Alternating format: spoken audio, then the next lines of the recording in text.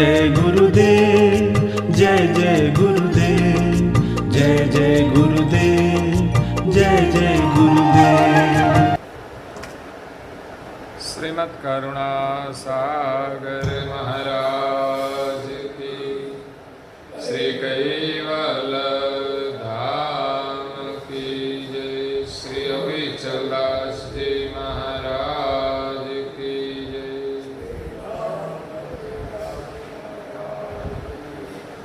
सत्य साहिब, सत्य साहिब, सत्य साहिब। परम गुरु श्रीमद् करुणा सागर महाराज श्री रचित पंचम स्वसम वेद यानी पंचम सूक्ष्म वेद, दिव्य परम गुरु जी का आगमन और कर्ता की गुप्त गति दर्शावन को स्कंद पहला और चौपाई नंबर है 94। हम बख्शी गति तोहिन को, तोहि का तोहि उर राख, देखे हो निज अधिकारी को, तेजन को मम लाख। प्रिय भक्तजनों, ज्ञान संप्रदाय के आद्य स्थापक अनंत ब्रह्मांडाधीश केवल कर्ता के परम विशेष अंश सकर्ता सिद्धांत का प्रतिपादन करने वाले पंचम स्वसम वेद के रचयिता, अनंत अंशों के तारणहार, केवल धर्म धुरंधर, नव बुद्धि के सागर, अनंत विभूषित महान समर्थ परम श्रेष्ठ परम विभूतिवान परम दयालु परम कृपा निधि सर्वज्ञ दिव्य परम गुरु श्रीमद् करुणा सागर जी महाराज विश्व भर के देहधारी चैतन्य अंशों के कल्याण के लिए पूज्यपाद नारायणदास जी महाराज श्री को उपदेश देते हुए पंचम स्वसम वेद ग्रंथ के प्रथम स्कंद में दिव्य परम गुरु जी का आगमन और कैवल कर्ता की गुप्त गति का बोध करते हुए कहते हैं कि हम बख्शी गति तोहन को, तोही का तोही उर्रा। परम पद का अनुभव करने की जो गति है, वो गति दिव्य परम गुरु जी ने पूज्यपाद श्री नारायणदास जी महाराज श्री को प्रदान की। क्यों कि यहाँ परम गुरु जी कहते हैं कि जैसे महात्मा कबीर जी के सानिध्य में धर्मदास हजूर में रहते थे, उनके चरणों में चकचूर रहते थे, इसी प्रकार तेरा चित्त मेरे चरण में चकचूर है और परम मोक्ष की गति का अधिकार देखकर मैं तुझे गति प्रदान करता हूं। तेरा चित्त स्वप्नांतर भी मुझसे अलग नहीं रहता, एक क्षण के लिए भी वो परम गुरु जी को भूलते नहीं। इसलिए अधिकार देखकर दिव्य परम गुरु जी अपनी प्रसन्नता व्यक्त करते हैं कि नारायण दास तुझ समो जुग में प्रिय न कोई। संसार में सभी अंश प्रिय है, लेकिन नारायण दास जी महाराज से अति प्रिय है, क्योंकि वो परम मोक्ष की गति जो प्रदान करने की है उनके अधिकारी है। परम मोक्ष का दान करने का अधिकार सर्जनहार ने परम विशेष अंश परम गुरु को दिया है। वही गति दिव्य परम गुरु जी ने पूज्यपाद श्री नारायण दास जी महाराज श्री को अधिकार देखकर प्रदान की और कहा कि मैं तुझे निज तिलक का मर्म भी बताऊंगा और सर्जनहार की जो गम है इसमें कुछ भी गुप्त नहीं रहेगा। ऐसी ये गति है कि सारी सृष्टि की रचना और रचयिता का अनुभव है और एक गति प्रदान करने के बाद एक सौगंध देते हैं कि मैं तुझे जो प्रसन्नता से मेहरबानी करके निज पति का अनुभव करने की और दूसरों को भी वो गति प्रदान करने की गति तुझे बख्शिश करता हो, लेकिन और किसी को मत कहना, मतलब मत देना। मोक्ष की गति है, इस गति से किसी भी अंश को मोक्ष दिया जाता है, लेकिन गति देने के बाद परम गुरु जी ने एक सौगंध दिया कि तू और किसी को मत मोक्ष देना। परम गुरु जी की महिमा का गान करना, सर्जनहार की महिमा का गान करना, लेकिन मोक्ष का जो अधिकार है वो तो किसी को मत देना। तो नारायण दास जी महाराज श्री के पर कृपा करके हम बख्शिश गति तेहुन को तोही का तोही उर्रा। मैंने परम गुरु जी कहते हैं पूज्य श्री नारायण दास जी महाराज श्री को कि मैंने तुझको जो परम मोक्ष की गति प्रदान की है तू अपने हृदय में रखना। देखो निज अधिकारी को हूं। अगर संसार में मोक्ष का कोई अधिकारी हो तो तू मत मोक्ष देना, तू सिर्फ रास्ता दिखाना। तुझको मैंने जो मोक्ष की गति प्रदान की है वो तेरा अधिकार है पाने का, लेकिन और किसी को देने का नहीं है। तो जो जो अधिकारी जो संसार में दिखाई दे उनको तुम मेरे पास भेजना। एक बड़ी परंपरा है।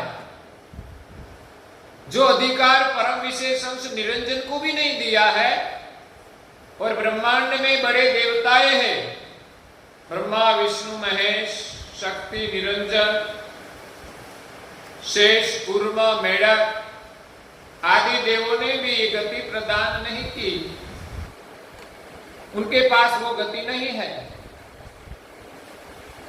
वो परम मोक्ष को प्रदान करने की गति सिर्फ ही सिर्फ परम गुरु जी के पास है। परम गुरु परम पति के प्यारा मिले गर्भ संकट ती करे न्यारा।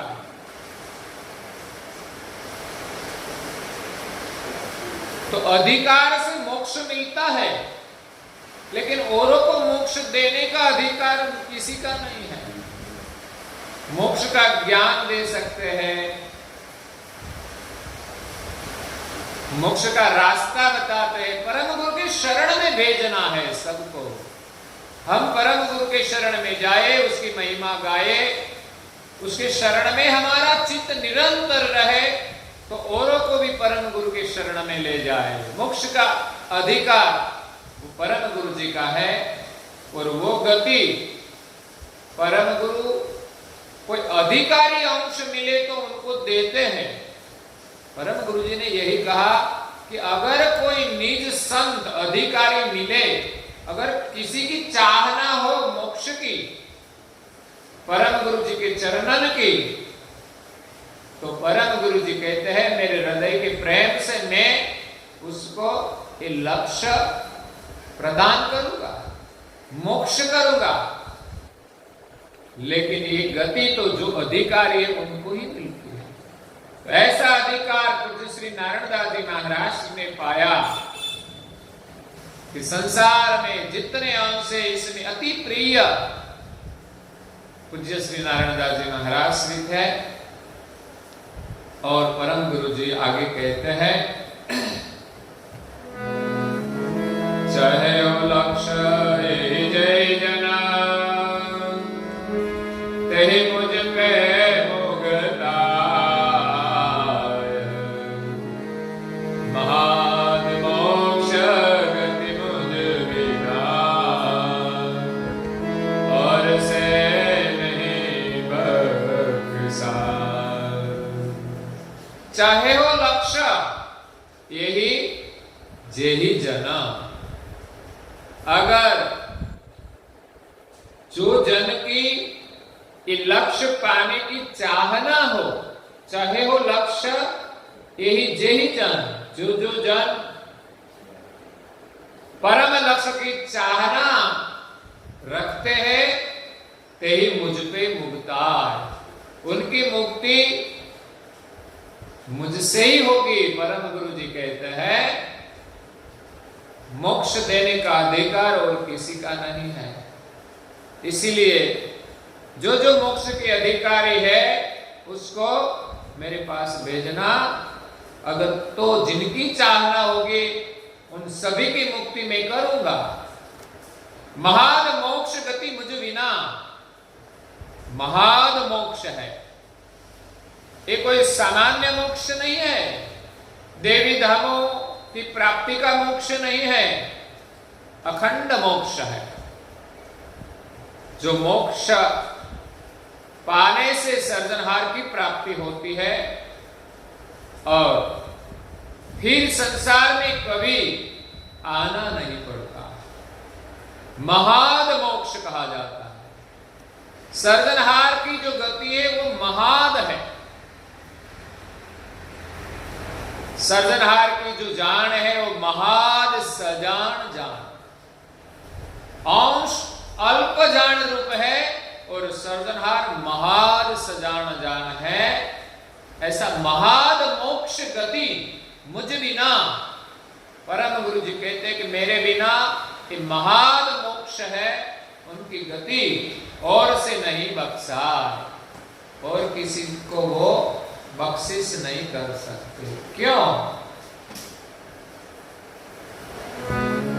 यही न पा ये मुझ मिलन का दरसहु निज करता, इस देहि अनेक मुदा मुझ तकी, पावहि पद अधिकार। यही नफा मुझ मिलन का।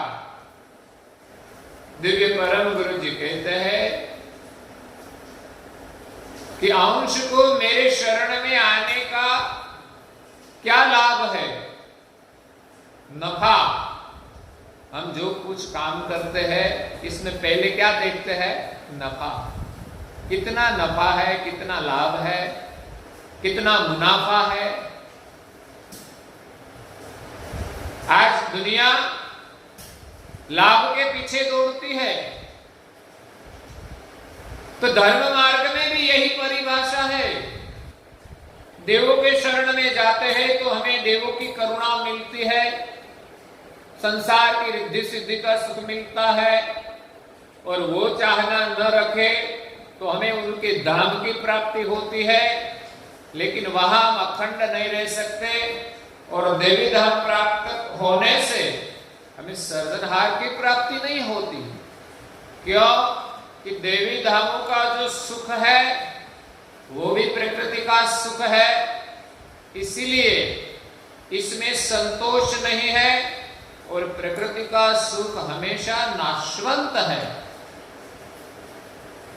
सृष्टि की रचना में कहीं बार ये धामों का भी नाश होता है,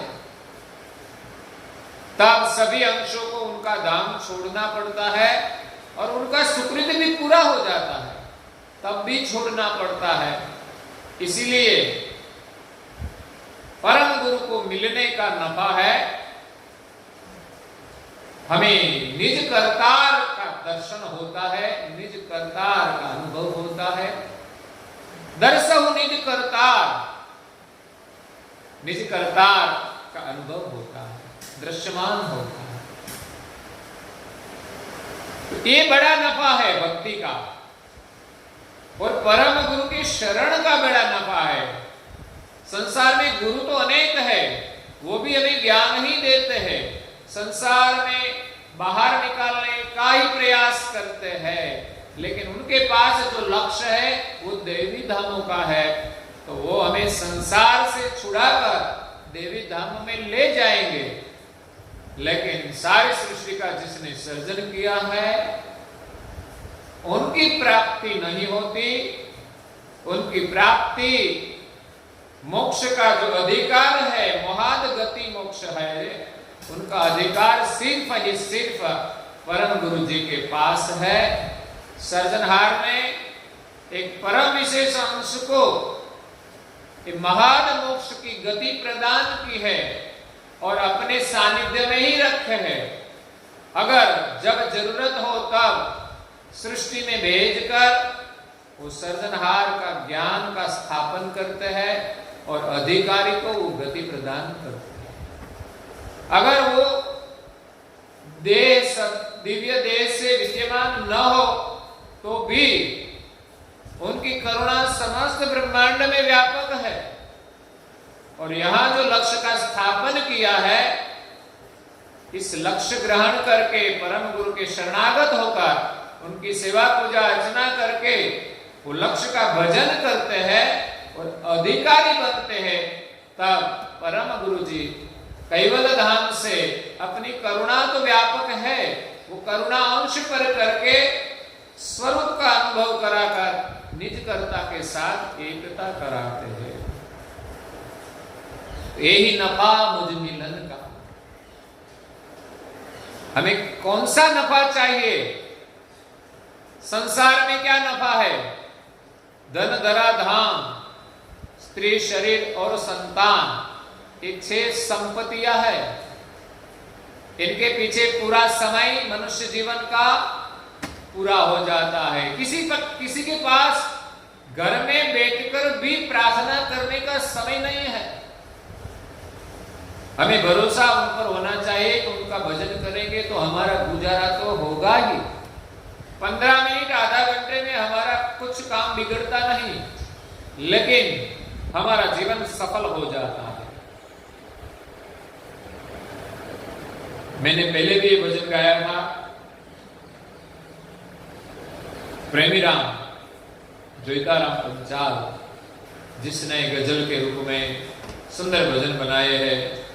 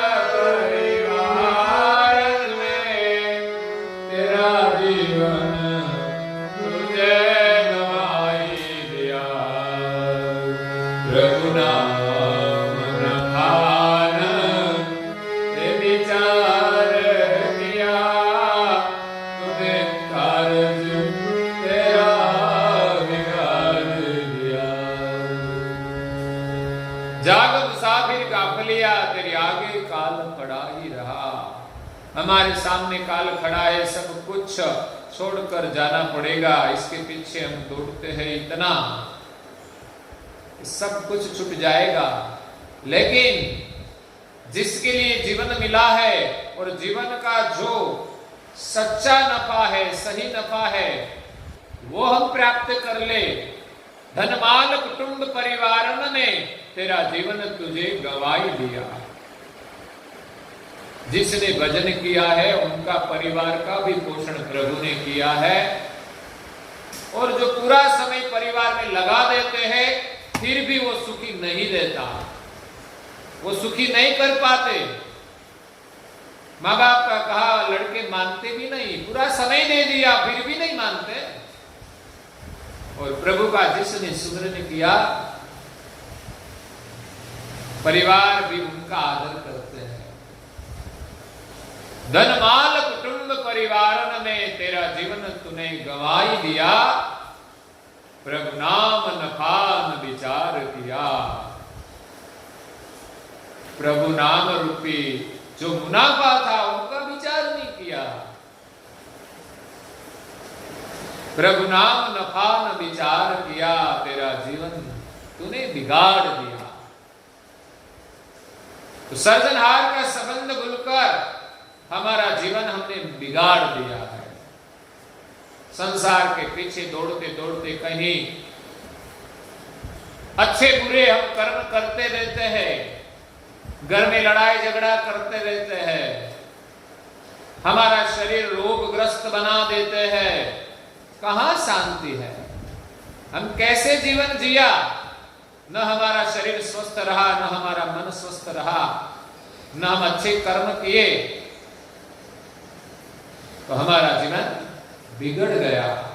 तो यहां दिव्य परम गुरु जी पूज्य श्री नारायण दास जी महाराज श्री को कहते हैं कि यही नफा मुझ मिलन का, मैं तुझे परम महान मोक्ष की गति प्रदान करता हूं, और किसी को मत देना, जो आए उनको मेरे शरण में भेजना, और इस लक्ष्य की जो चाहना रखेंगे उनको मैं गति प्रदान करूंगा।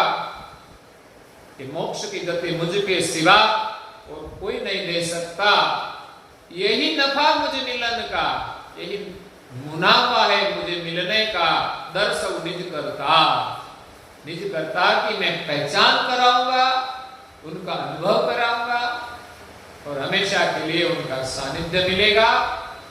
फिर संसार में आना नहीं पड़ेगा।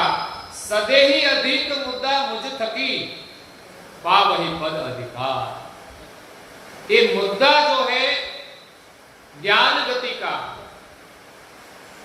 वो अंश को सदेह मिलता है। जब दिव्य मनुष्य देह धारण किया है, उस मनुष्य देह में परम गुरु के शरण में रहकर उनकी भक्ति की है, उनका चिंतन किया है, और जिसने अधिकार पाया है उनको ही ये मुद्दा प्राप्त होता है। सदे ही अधिक मुद्दा मुझे थकी, पावही पद अधिकार। जो अधिकार मिलेगा तो उनको ये पद की प्राप्ति होगी। और आगे कहते हैं, हम जय गति निज हे तुझ दही, अजर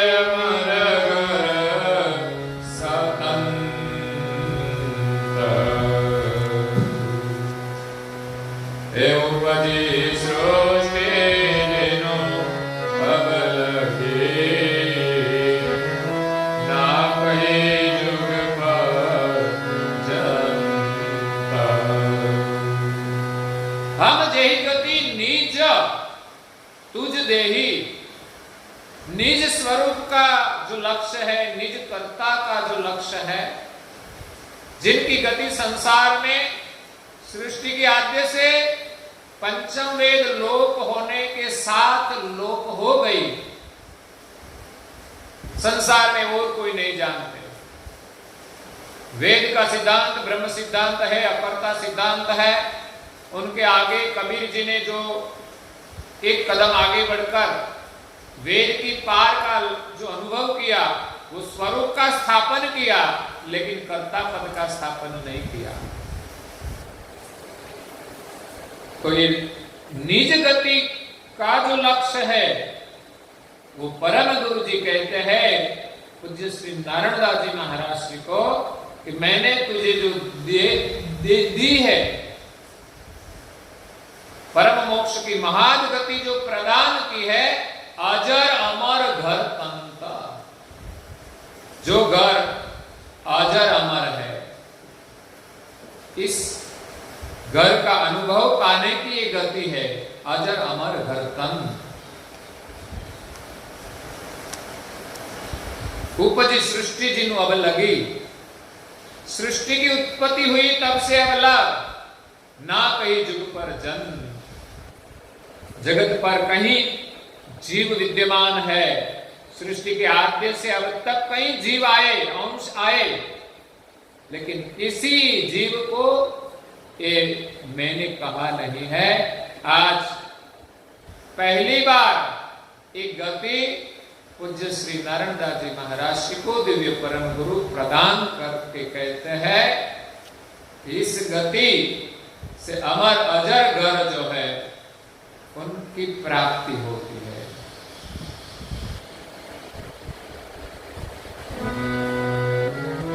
तेरी तन धर एक तुझे कहा, परमहंस और किंचित तेरे अधिकारित, पण समझन के सोय। यही तन धर एक तुझ कहा,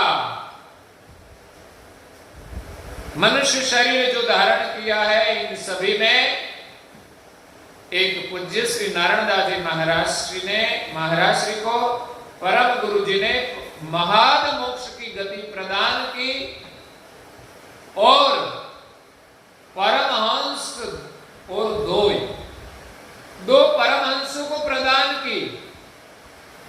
जो दो परमहंस का नाम नहीं दिया है,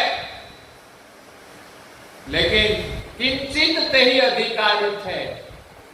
पूज्य श्री नारायण दास जी महाराज तो पूर्ण अधिकारित है, ज्ञान गति के, अनुभव गति के, महाद मोक्ष की गति के, लेकिन यही गति दिव्य परम गुरु जी ने दो परमहंसों को दी।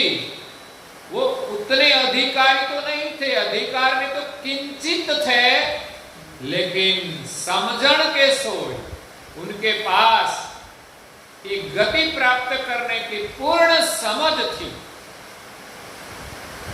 पूर्ण समझ किसको कहा जाता है कि समझ पाने के बाद हम कोई गलती न करें। नहीं तो पद तो मिल जाता है, बाद में अहंकार आता है, अच्छा काम करने के बाद भी मुश्किलें आती है। तो समझण भी बड़ी चीज है। अधिकार चाहे कम हो, लेकिन समझण बड़ी चीज है। माना कि एक परिवार में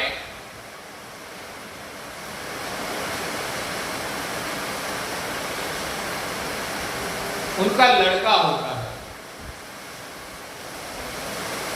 वो उनकी विरासत के पूर्ण अधिकारी है, होता है, और उनके घर में एक नौकर काम करता है, वो उनका अधिकारी। उनका अधिकार तो किंचित होता है, लेकिन लड़का वृद्धावस्था में सेवा नहीं करता तो वो उनका अधिकारी नहीं रहता। और घर का जो नौकर है वो पुत्र की तरह सेवा करता है, उनके पास समझण है। तो समझण का महत्व है कि समझण से भी गति प्राप्त होती है। तो ऐसा नौकर होता है घर में, पुत्र की तरह काम करता है। तो एक माता थी, वो उनको दो पुत्र थे। दोनों पुत्र पढ़े लिखे थे, अच्छी नौकरी करते थे, शहर में जाकर बसे थे, अपने परिवार के साथ सुखी थे। माता अकेली गांव में रहती थी, तो माता की सेवा के लिए एक नौकर रखा गया था। माता की सेहत अच्छी नहीं थी, तो उनके पुत्र को, उनके पास समय नहीं था देखभाल करने का कि अपने घर पे ले जाकर वहां उनकी सेवा करें। वो देखने के लिए भी नहीं आता था। तो यहां नौकर जो था वो पुत्र की भांति उनकी सेवा करता था। तब माता ने सोचा कि मेरे पुत्र होते हुए भी वो मेरी देखभाल करने के लिए भी नहीं आता, और ये नौकर है लेकिन पुत्र की भांति सेवा करता है। तो जब उनका अंतकाल नजीक देखा, तब उनके पास जो मिल्कत थी वो सब, उनकी लड़कियां थी, आधा उनके नाम कर दिया और आधा वो जो नौकर था उनके नाम कर दिया। जमीन थी, मकान, वो नौकर के नाम कर दिया। जमीन में से आधा आधा लड़कियों और नौकर को बांट दिया। माता की मृत्यु हो गई। बाद में लड़के आए सब अपनी फर्ज निभाने के लिए कि माता देवलोक गई है तो लौकिक कार्य करना पड़ेगा, सब आएंगे। तो दोनों भाई आ गए समय निकाल के। माता बीमार थी तब समय नहीं था, लेकिन जब माता चली गई तो पुत्र धर्म के नाते उसने समय निकाला कि कोई स्वार्थ के लिए समय निकाला। अब चाहना थी कि माता के पास जो भी कुछ मिल्कत है उनका बंटवारा तो करना पड़ेगा, इसलिए दोनों भाई आ गए। 12-13 दिन सब विधि हुई। 13वें दिन की विधि पूर्ण होने के बाद दोनों भाई सोचते हैं कि अब ये जमीन का बंटवारा कर दे। लेकिन उसी समय जब माता ने ये मिल्कत वसीयत सब नौकर के नाम पे की, तब एक वकील रखा था और दूसरा गांव का सरपंच साक्षी था। तो जब 13वें दिन की विधि पूरी हुई तब वकील भी आ गए और सरपंच भी आ गए और उसने बताया ये सब मिल्कत तो अब तुम्हारी नहीं है। गांव वाले सभी आए थे, वो सब जानते थे कि सब मिल्कत लेने के लिए ही आए हैं। जब मां बीमार थी तब देखभाल करने के लिए भी नहीं आते थे, सेवा की बात तो दूर रही। इसलिए गांव लोगों ने कह दिया कि सब मिल्कत माने इस प्रकार वसीयत में अपनी लड़की को और इन नौकर को दे दी है। ये मकान भी नौकर को दे दिया है रहने के लिए। आपका यहाँ कुछ नहीं। अब तो 2 भैंस बची है, आपको दोनों को चाहिए तो एक एक ले जाओ। क्या ले जाए? ऐसा मुंह मचोड़कर दोनों भाई चले गए। तो कहने का मतलब है कि एक नौकर के पास इतनी समझण थी। कभी कभी मैं देखता हूं कि परिवार में खुद के लड़के के पास इतनी समझ नहीं होती है जितनी नौकर के पास होती है। तो समझ बहुत महत्वपूर्ण है। परम गुरुजी सबको गति प्रदान करते हैं। किसी का अधिकार होता है और दूसरा जिनके पास अधिकार शायद कम हो लेकिन उनके पास समझ परिपूर्ण हो तो उनको भी गति प्रदान करते हैं। जो गति परम गुरु जी ने पूज्य श्री नारायण दास जी महाराज श्री को प्रदान की, मोक्ष तो दिया ही लेकिन और अंशों को भी मोक्ष दे सकते हैं, ऐसी गति 2 परम अंशों को दी। वो किंचित अधिकारी थे लेकिन उसके पास समझण परिपूर्ण थी। तो आगे पूज्य श्री अतिरिक्त को भी ये गति प्रदान करते हैं। उनका वर्णन परम गुरु जी यहाँ करते हैं, लेकिन वो हम कल सुनेंगे और आज के प्रवचन को यहाँ विराम देते हैं। श्रीमद् करुणा सागर महाराज